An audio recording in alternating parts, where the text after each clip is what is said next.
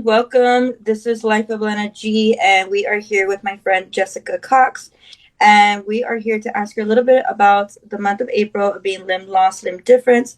So if you guys want to follow her, make sure you guys go follow her. And I will link down below all her links to her pages. Make sure you guys go show some love to her. And Jessica, welcome, Jessica. How are you? Doing all right. Thanks for having me on. So, for those that don't know, I met Jessica about 4 years ago. And personally, I've always looked up to her for many, many years. And if you don't know, well, Jessica, tell us a little bit about yourself. I'd rather you tell your Oh story. no, no, you're doing good. Yeah. I mean, like Elena, I was born without arms and just did everything. I'm also a pilot. I fly planes. I scuba dived, surfed, and all this stuff. I just used to seek out these opportunities because that's just who I am. And now I like to ride my bike or do things that are just, people are like, how do you do that without arms? But, just like Elena, we figure it out. Yes. So, you are the only one in your family born like this, correct? Yeah. Mm-hmm. Okay. And Yep. did your family ever know, like, exactly what was the cause or? No, they had no idea. This was just one of these fluke things that happens because I have a brother and sister and they were born with their arms and then all of a sudden I came out and it was a shock to the world and especially my mom who was very careful during pregnancy and she just said, "Well, I don't know what happened." Because she didn't even take an aspirin or pain relief or anything like that during the pregnancy because she was very careful. And then I Wow. just stunned. I don't know about you how that happened, but it for me it's still a fluke. It's still one of these mysteries. Wow. Yeah. From what I heard, didn't have limbs because my mom took a medication and she didn't know she was pregnant.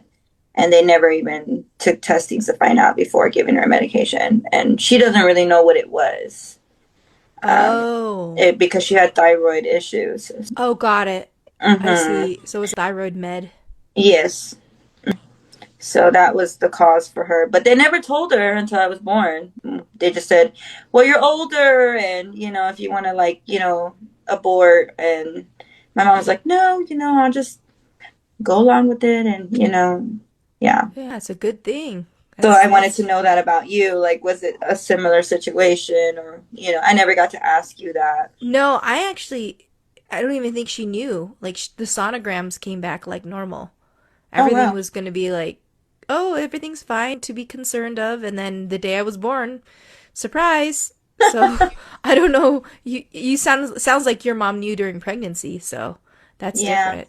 It's So totally growing up, like using your feet, how old were you when you learned to use your feet? And was it through your parents, or did you take any therapy to learn? no. I mean, therapy was a part of the early years. I think my mom really wanted to give me that so I could have the option if, I just had that support. But most of the stuff was just natural, just stuff that I learned to do, just like you, and picking things up, feeding myself, exploring the world with my feet. That was just how it's done. You don't have the arms, so naturally the Right. feet step in. Right, exactly. So did you growing up, did you use prosthetic arms? Did use them for 11 years. And it was Wow. pretty uncomfortable, to be honest, wearing them all the time to school.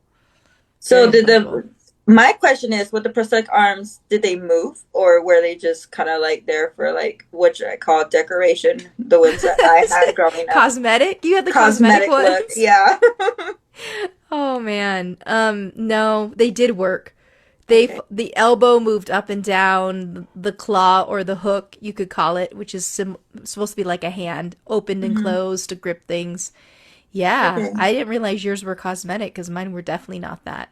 They were trying to make them more than cosmetics because I don't know how it works with mechanical kind, but I know for a while when I was like between 3 and 5, they would say move your shoulder like this forward or move your shoulder backwards. Yeah. And I don't know if that was the gesture of making the arms or hands open or move. I don't really know. I was so young, so young. Oh, sounds like you gave them up right away. Yeah, I didn't like it. I just didn't like the feel of it. I didn't like how heavy it was. And Yeah. I would still use my feet. Yeah. Well, good that you made that decision for yourself, what you needed to do early on, because I kind of went through very uncomfortable years before I finally made the decision for myself. That's good. That's good. So, Yeah. did you play any sports in high school or in any? I did in PE, but that's what everyone does. You have to be participating in PE stuff. So I did like soccer and things like that, or like if people played softball or baseball, someone would use the bat for me and I'd run to the bases. So we did, but I didn't do anything like committed after school sports, but I Right. did do other stuff like dance and things like that. Gotcha. So, were you bullied in school, or was any of your peers kind growing up? I honestly think more of the kind people because they stand out in my mind. But of course, we get traumatized from those few and far between Mm-hmm. bullies. Because I mean, people think, oh, and they must have been a lot. But honestly, I can probably count on my toes how many there were. There weren't really that many. There were Right. more good people than those who know about you. Did you feel? I think there's Yeah, maybe two that I've encountered two? growing up, and I feel like the good has outweighed the bad. Yeah, I can only count like maybe four. So, was there any a period of time that you dealt with negative comments and just couldn't deal with it? And how do you deal with those negative comments now? Negative comments are just, I think they're just gonna happen. And some things that were not intended to be negative come out very condescending. And I'm Mhm. like, do you, like, I literally think in my head, does this person realize what you're saying? I know you're trying to reach for something really sweet or nice because in the moment you're stunned by my not having arms, but do you have any idea of what it actually sounds to me and how condescending that is? And I Yes. kind of give them the benefit of the doubt, but it's really can be. I mean, even the good intentions are sometimes very hurtful. And exactly how I feel because I do lives, and I feel like when people come on my page, they say certain comments, and I'm just like, and they're like, not to be rude, but just curious. I'm like, I get it, but there's just, I don't think they think before they speak, Yeah, and that's just it. You don't know how it comes, especially if we're yeah, meeting for the very first time. So I totally yeah. get that. Yeah. So what made you become interested in flying a plane?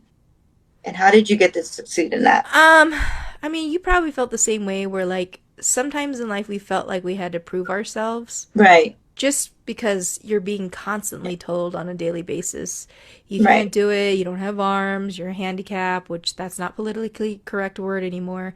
But like I was just, tired of it. And I always said I'm going to do it anyway. And I also was afraid of flying. So I thought, well, here's an opportunity to overcome my fear and at the same time, show the world this is what I can do. And it's become a bigger mission now to show the world that disability doesn't mean inability. And that's to anyone with a disability who has ever been judged or discriminated against. For those people who do that, this is for them to say, hey, she's flying a plane. We shouldn't say that what someone can or can't do. But it was really a thing I was afraid of. I still am not 100% comfortable when I fly, but I do it because I wanted to overcome the fear.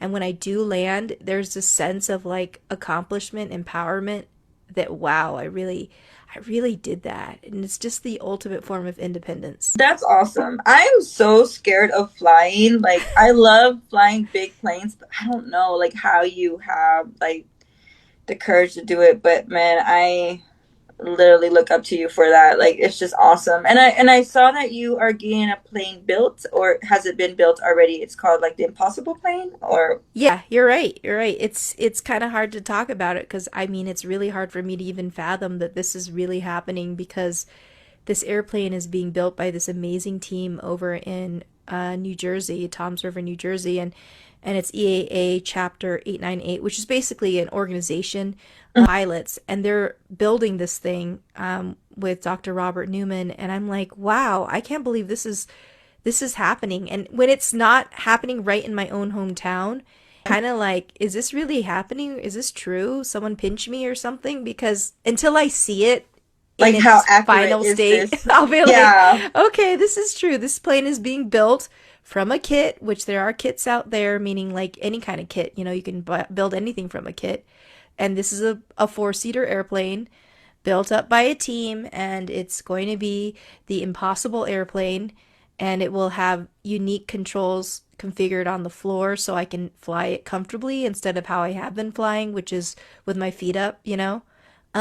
Now we're going to be comfortable and it'll be nice. At least I'm going to be comfortable. It'll be not so much for anyone else to sit in the left seat, but for me using my feet, it will be. So my question is, because since we both use our legs, how long or duration can you fly a plane on a like with the normal planes? See, Have you you done? get it. You totally Mm-hmm. get it that, you could only keep your feet in the air so long before you start to get fatigued. And Right. so I have certain ways where I keep my left foot grounded so I can rest my right foot on my left knee and Mm. do these different ways to kind of build that time I need. But I do get tired Yeah. faster than other pilots who use their hands on the controls. So Right. that's why this other plane's going to help that. That's good. That's really good. Yeah, I thought about that. I don't know, it hit me like last week, and I was thinking about that. I never asked you that, and was it hard for you to get people to want to help support this cause and helping you, build this plane? Was anybody trying to give you any trouble about it or negative Yeah, feedback? I think it's just a part of the package. Just with Hmm. anything, you're going to have people out there who are negative or really want to shoot you down or something. But um, I think that if, we stay positive as best we can through it and look at the good things and surround ourselves with the good people, it's going to outweigh the bad. Just like when we were growing up as kids, like we were talking about earlier, is like there were more good people out there than the bullies. Yes, agreed. So you drive a car, correct? Hmm. And I get always questions from people like, hey, y'all, is it actually legal for you guys to get licensed? And I tell everyone it is because I drive a car. And yeah, but did you have to go through certain, stages where they try to make it a little tough for you to get your license, or did they give you a license right away, just like as norm? It was not as easy as it sounds like it should be, but I basically proved that I could do it without any modifications. Hmm. Nothing special, just went in, took the test, and passed. I even did parallel parking. And then I get a letter saying my license has been suspended. I don't want to go into the details as why, but basically it had nothing to do with the motor vehicle division. I then had to essentially get my car modified and then go back to prove myself a second time with Hmm. modifications. And then they saw I drove fine with them, and then I asked if I could take them off. And this other examiner saw that I drove better without them. So now I have my license back and I don't need them. So it was like a whole unnecessary dramatic story to get my license. But sometimes Sounds I feel accurate. like, You get some good people in there, but you could get some really bad ones. And I've heard, with other people that are born like us, they say that every state is different, between their policies, and you got to get like doctor's approvals, and yeah, so doctors' notes help out a lot, but yeah, it just depends also on the state. it's true. Yeah, I mean, I Yeah. know a teenager right now going through the same thing we had to go through. Oh Just yeah. harder. Yeah. Yeah, I know exactly what you mean. Yeah, it's just hard. It's a hard situation, but it can be done. It Mm can hmm. be done. So don't Mm hmm. think that you guys can't if you're in our situation. It can be done. We just gotta be strong. Um, so was there any thought in time that you thought you couldn't do what you can now? And if you do, what was your motivation to follow through? Um, hmm. I'm, I don't think I ever really doubted it. I mean, sure, there were some hard patches there, rough patches where it was like, I don't know if I had any self doubt. I mean, that's where I was kind of blessed that I had so much encouragement. Mm-hmm. But n- sure there were times maybe they're not coming to mind. But I Mm-hmm. mean, we're all human, so I think that We self all doubt have those creeps in. moments. Yeah, it creeps in once in a while. So my question for you is, what else do you want to accomplish in the future? Well, that's a good question because I am of the I'm a fan who of something called basically the growth mindset is that we always have something that we're Hmm. aspiring to because we Hmm. can't stop growing. And I notice that I'm in a much better place when I have something that I'm working towards as opposed to being complacent.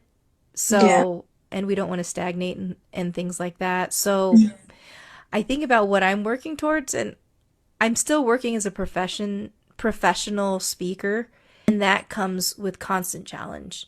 Just like what stages am I going to be on next? How do I get the attention of the event coordinator? Like being Hmm. a businesswoman and running this business has been an ongoing life challenge. It just never Right. ends. I can imagine. I do motivational speaking and I travel, but I haven't gone all over the world like you have. You'll So get that's there. my next goal in life in the future as the baby gets older. But I definitely want to, you know, reach out more. I feel like with doing social media, I feel like I do reach out to different countries, Oh, but yeah, you I, do. I would love to physically be out of the country and do it. So that is my goal. My question is, so you are married. Uh huh. By the way, y'all, I love her husband very much. Okay, so y'all be kind because he's such an amazing man and has so much patience with her. Tell me about But it, yeah. yeah, he's great though. But how did you meet your husband? He is in martial arts like myself, and that's how Mhm. we met. We both are in Taekwondo. He's a fifth degree black belt in Taekwondo, and I'm a fourth degree black belt in Taekwondo. And we met at a school years ago. I mean, we're celebrating our 14th anniversary next month. Oh wow, So, congrats. yeah. So it's been a while, but it's been Yeah, good. that's good. I'm happy for you. So, is there anything that you would like to tell other people that are in our situation or still learning to be independent or still scared of, branching out and showing who they are? I think you're the perfect example that just put yourself out there. And while there are going to be some negative people out there, unfortunately, that's the reality of the world. Don't let it keep you hidden. And you never know whose life you can touch by just being willing to be vulnerable and put yourself out there like what you do for your audience. And I think there's other people in our shoes who are similar and want to do the same thing because it's also validating to be Hmm. confident and say to the world, hey, this is me, take it or leave it. This is who I am, and I don't care about those who are negative. But it's also vulnerable to put yourself out there. And I just want to encourage you to keep going, keep moving, keep doing, and change the world. Yes, I love that. I love that. But thank you, Jessica, for doing this with me, and I appreciate you for showing us what you can accomplish. I know that I show on my part, but I just love that I'm able to bring people like ourselves and just to show people that, the sky is the limit, literally. And so I just love that. So thank you for joining us. Thank you. Take care.